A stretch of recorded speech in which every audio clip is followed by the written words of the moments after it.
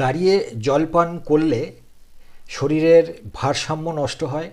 আর দীর্ঘদিন এটা করতে থাকলে কোমরে ব্যথা, হাঁটুর ব্যথা এবং আর্থারাইটিসের সমস্যা দেখা দেবে। আমাদের শরীরে অনেক ঝাঁকুনি আছে, আর আমরা যখন জল পান করি জলের ক্ষতিকারক উপাদানগুলো এই শুষে নেয়। কিন্তু আমরা যদি দাঁড়িয়ে জল পান করি এই শাঁকুনিগুলো সংকুচিত অবস্থায় থাকে এবং তখন সে আর কাজ করতে পারে না। আর জলের এই ক্ষতিকারক উপাদানগুলো শরীরে মিশে গিয়ে তার ক্ষতিকর প্রভাব ফেলে। আমরা যদি দাঁড়িয়ে বা ঢকঢক করে জল পান করি সেটা সরাসরি পাকস্থলিতে গিয়ে ধাক্কা মারে, যার ফলে এনজাইম, পাচকরস এগুলো কিছু সময়ের জন্য নিঃসরণ বন্ধ হয়ে যায় এবং হজমের সমস্যা দেখা দেয়।